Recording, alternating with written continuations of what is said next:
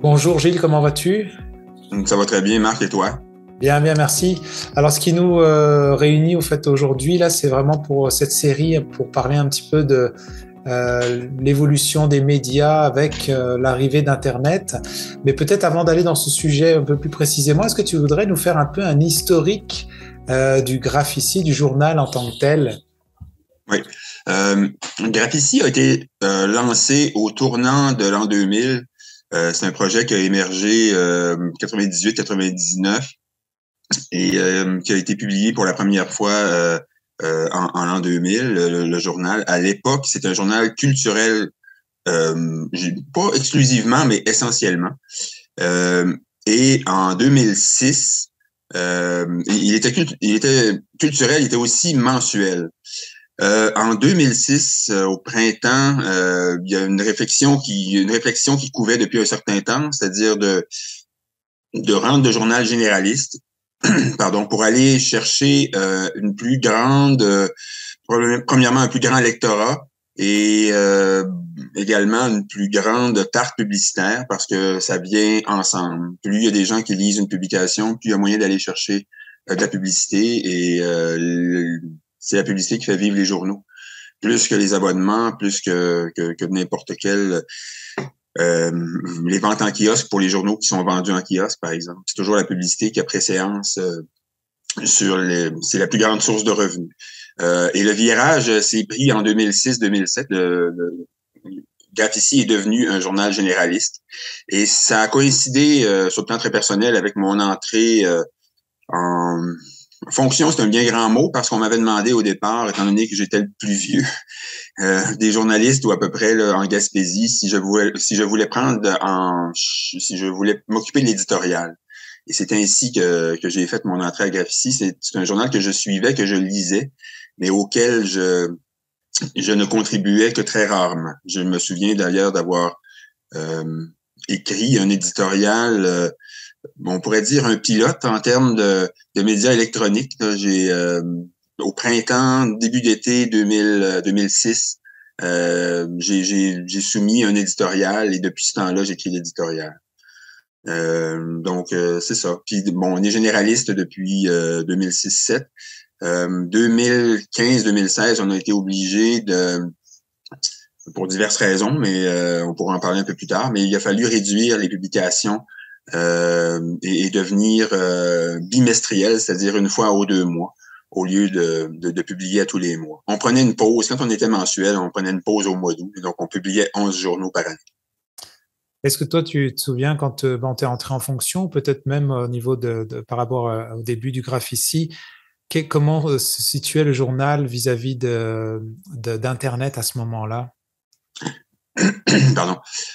C'était un journal qui, on pourrait dire, pour employer une expression anglaise, qui soignait pas mal. C'est-à-dire que c'est une équipe de jeunes qui avait fondé Graphici. Donc, même si j'étais pas là au cours des 6 premières années, je le suivais, je le lisais, et il était le groupe de jeunes qui avait fondé le journal suivait vraiment les progrès technologiques.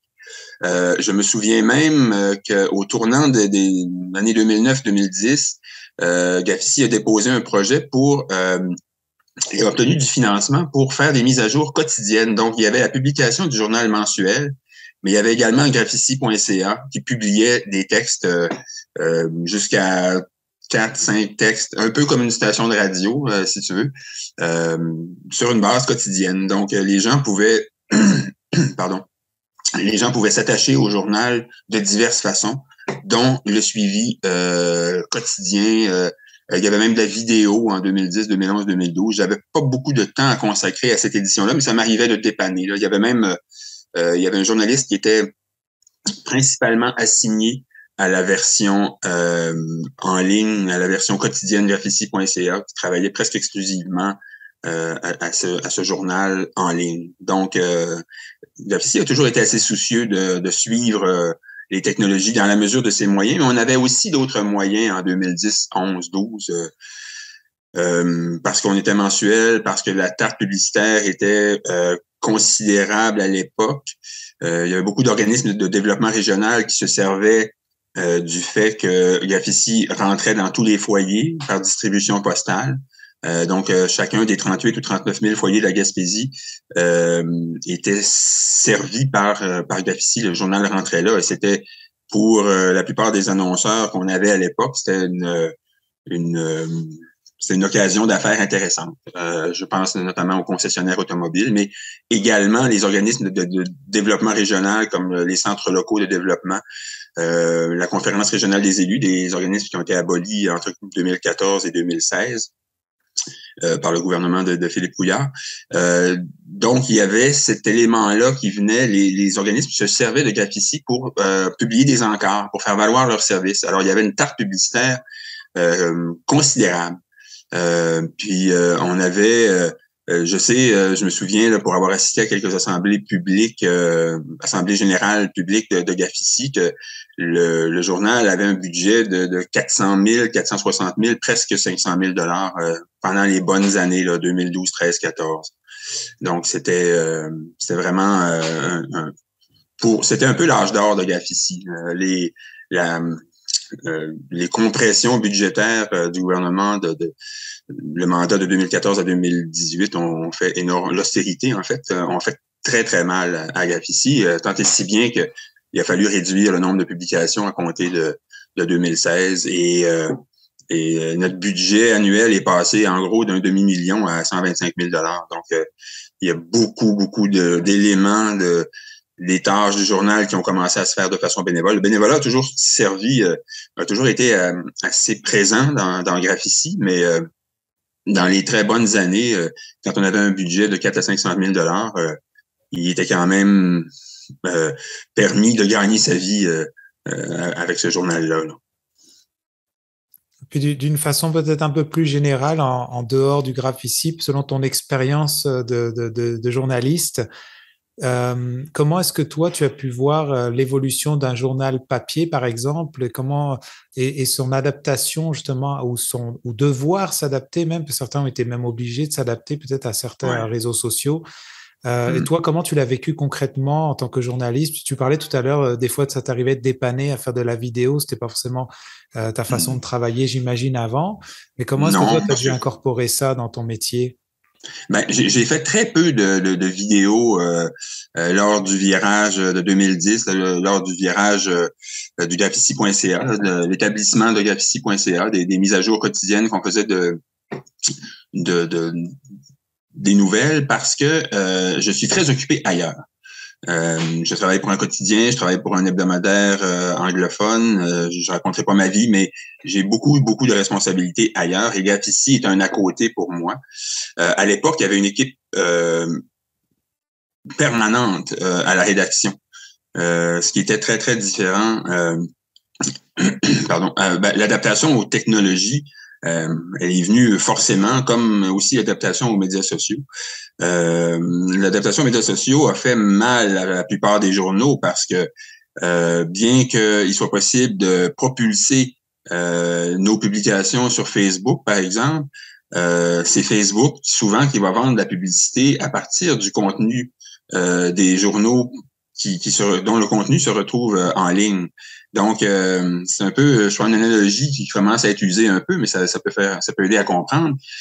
C'est comme si un restaurant fait livrer ses pizzas et que le livreur de pizza ramène pas l'argent au restaurant.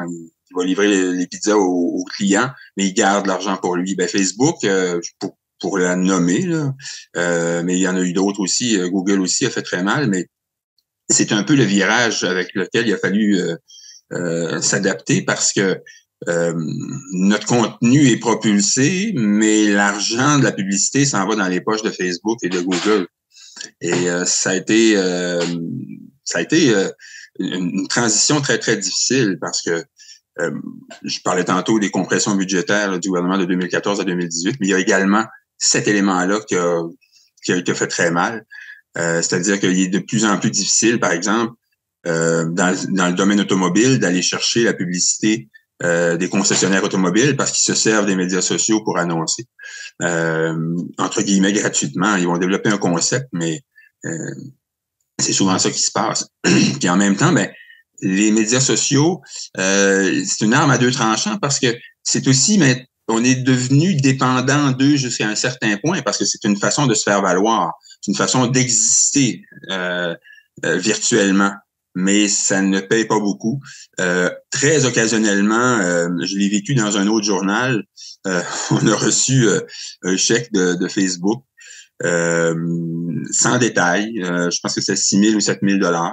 Puis j'ai appelé ça, moi, un peu de l'argent de culpabilité, là, parce qu'ils savent très bien qu'ils nuisent considérablement à l'équilibre budgétaire des journaux papier et même de certaines publications en ligne, parce qu'on a vu un nombre effarant de journaux, d'une part tomber, puis d'autre part passer à des éditions en ligne seulement. Mais les annonceurs, quand on est publié seulement en ligne, même si on garde, dans l'hypothèse où on garde le nombre de lecteurs intact, ils sont prêts à payer généralement entre 30 et 35% des tarifs. Mais mettre un journal en ligne, ça coûte pas 65% moins cher que de faire publier un journal papier. Donc, l'équation est très, très difficile à faire, à arrimer, là, si tu me pardonnes l'expression. C'est une des choses, une des réalités avec lesquelles on vit. Mais, puis bon, il y a une autre réalité qui est un peu plus visible depuis 2 ans ou 3 ans, 2018-2019. Les gouvernements, surtout québécois, mais un peu canadiens aussi, ont reconnu qu'ils avaient négligé la protection de la tarte publicitaire des journaux. Eux-mêmes, les gouvernements sont, entre guillemets, coupables de contribuer à l'effritement de la tarte publicitaire des publications papier parce que ces gouvernements-là se servent abondamment de Facebook, Twitter, et autres plateformes numériques pour faire valoir leurs services, pour faire valoir leurs bons coups. Donc, j'ai parfois l'impression que c'est aussi de l'argent de culpabilité, là, parce qu'on a été négligé. Il y a des études qui ont prouvé, je parle d'il y a presque 10 ans maintenant, que Facebook et Google allaient chercher entre 20 et 25 millions de dollars de publicité par année au Québec seulement, à partir du contenu que ces plateformes-là propulsent en ligne. Donc, l'effort n'est que de mettre en ligne du contenu qui a été produit par d'autres. Mais si on faisait un bilan des 15 dernières années de l'argent que Facebook et Google ont amassé sur le dos, entre guillemets, des publications, on arrive à des centaines de millions de dollars. Quelle serait la situation des médias au Québec et notamment en Gaspésie si cet argent-là était allé en bonne partie du moins dans la poche des journaux papier, comme ici, comme d'autres? Et toi, avec ce que tu as déjà vécu, est-ce que tu vis en ce moment, comment tu observes les choses sur le terrain, comment tu vois l'avenir des journaux papier, là je mets papier aussi entre guillemets, mais comment tu vois d'ici les prochaines années avec les technologies qui évoluent, ça va devenir quoi la consommation de l'information de cette façon? Il y a beaucoup d'incertitudes, Marc. Moi, j'arrive aussi à un âge où il m'en reste moins à faire dans le milieu que ce que j'ai fait. Je suis inquiet. J'ose croire que on va stabiliser les sources de revenus des médias, qu'ils soient en ligne seulement ou des médias papier comme le nôtre. C'est peut-être ce qui se passe présentement, sauf que quand on a une augmentation de subventions, par exemple, qui vient du ministère de la Culture, pardon, cette augmentation-là n'est jamais promise pour 5 ans, 6 ans, 7 ans. Alors, il devient très difficile de faire une planification budgétaire à long terme, de dire, on investit dans les ordinateurs, on investit dans la vidéo un peu, on peut embaucher quelqu'un en lui promettant que s'il veut s'installer pour 5 ans, 6 ans, on a l'argent qu'il faut. Donc, il y a encore énormément d'incertitudes qui est liée à cette situation-là. Puis cette situation-là, elle passe notamment beaucoup par l'éducation populaire. Il faut que les gens réalisent un peu ce qui se passe dans les médias parce que Facebook ne produit pas de contenu. Facebook emprunte, entre guillemets, en vendant de la publicité, le contenu qui est fait ailleurs. Et faire du contenu, du bon contenu, du contenu professionnel, faire de la recherche, ça coûte des sous. Alors, c'est là où je suis inquiet, modérément inquiet. J'ose croire que la population, le public en général va se réveiller en réalisant que l'information, ce n'est pas gratuit, que ça coûte des sous à produire. Et ça vient, je disais tantôt, notamment par l'éducation populaire, mais aussi l'éducation formelle. C'est-à-dire qu'il faut que dans les écoles, on fasse réaliser aux gens, aux jeunes, que l'information n'est pas gratuite et qu'il y a différentes sources d'information. Et dans ces différentes sources-là, il y en a des plus fiables que d'autres. Donc, il y a des gens qui sont plus professionnels, il y a des gens qui ont des intérêts aussi. Je t'apprends rien à diffuser l'information qui est pas d'intérêt public, mais bien pour mousser les intérêts privés. Donc, c'est ça. Je suis un optimisme très modéré, mais puis une inquiétude encore, je pourrais dire assez acérée. Là. Je suis vraiment inquiet. Et puis pour terminer, toi personnellement, comment est-ce que tu consommes aujourd'hui l'information? Est-ce que ça a changé ou il y en a qui restent assez conservateurs et qui veulent vraiment avoir le papier entre les mains? Maintenant, il y a des tablettes, il y a des ordinateurs. Malgré qu'on puisse s'abonner, parce que tu soulèves un point comme quoi c'est pas gratuit, mais il y a des journaux qui demandent un abonnement mensuel. Donc toi, tu consommes comment maintenant aujourd'hui? Je consomme de plusieurs façons. Il y a encore 1, 2, 3 journaux papier qui rentrent ici, mais pas sur une base quotidienne parce qu'ils ne sont plus publiés quotidiennement. Malgré que, je vais parler du Devoir, par exemple. Je travaille aussi pour Le Soleil. Momentanément, on espère l'édition papier du Soleil n'est pas disponible là où je vis et dans la plupart des coins de la Gaspésie. Donc, c'est bien entendu que je m'abreuve notamment à une des publications qui me fait vivre. J'écris pour un hebdomadaire anglophone qui s'appelle The Gaspé Spec, qui rentre papier ou PDF dans les foyers. J'aime bien encore la version papier. Peut-être que je suis de la vieille école. J'aime penser, en fait, étude à l'appui, que on retient 25% plus d'informations quand on lit quelque chose sur du papier que sur un écran. Et comme la mémoire est une donnée importante du métier de journaliste, je lis encore, mais je lis encore sur papier. Mais c'est bien entendu que j'écoute aussi la radio, la télé. La télé de façon moins conventionnelle. Je n'ai plus de télé dans la maison, mais il y a des écrans d'ordinateur qui remplacent ça. Beaucoup la radio. On a la chance en Gaspésie d'avoir plusieurs stations. Puis je vais rattraper parfois votre contenu sur les télés communautaires. Puis en ligne, bien entendu, je vais lire quelques textes par jour qui sont produits, par exemple, par la presse ou d'autres quotidiens. Parfois, des publications anglophones aussi, parce que j'ai besoin d'aller voir ce qui se fait ailleurs. Ça fait des journées bien compactes, mais néanmoins intéressantes.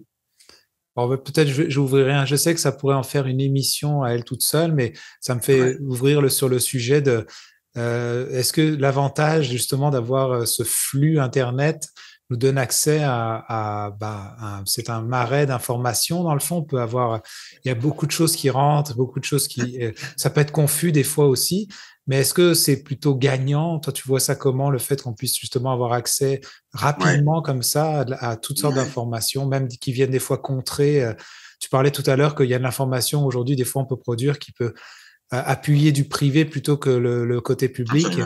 Mais des fois, il y a aussi des choses qui peuvent ressortir de là, qui peuvent être, j'imagine, positives. Bon, il faut savoir, j'imagine, chercher, mais comment toi tu vois ce côté-là?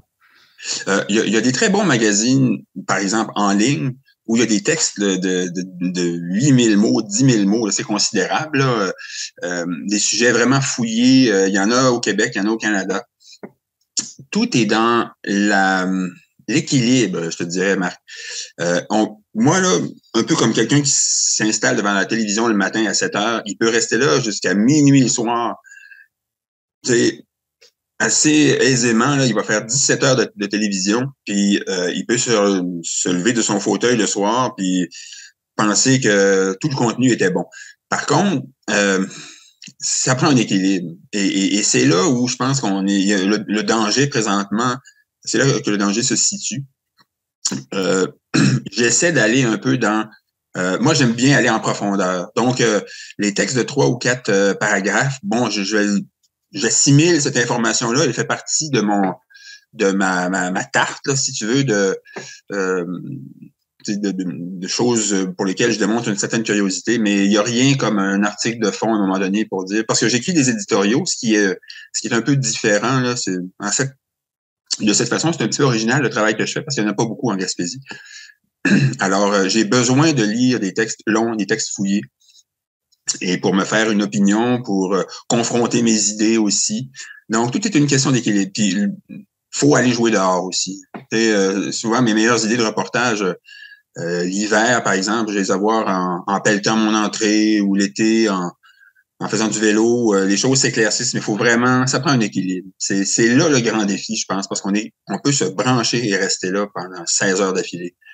Puis on réfléchit pas. Devant un écran, on réfléchit moins un peu que quand on regarde l'horizon, puis qu'on va jouer dehors. Bon, bah, ça ferait une belle conclusion. Merci beaucoup, en tout cas, pour ton temps et puis pour le reflet de comment tu vis aujourd'hui. De toute façon, ça, c'est le lien avec les technologies, hein, puis surtout Internet. Merci, Gilles. Hey, ça m'a fait plaisir, Marc. Voilà.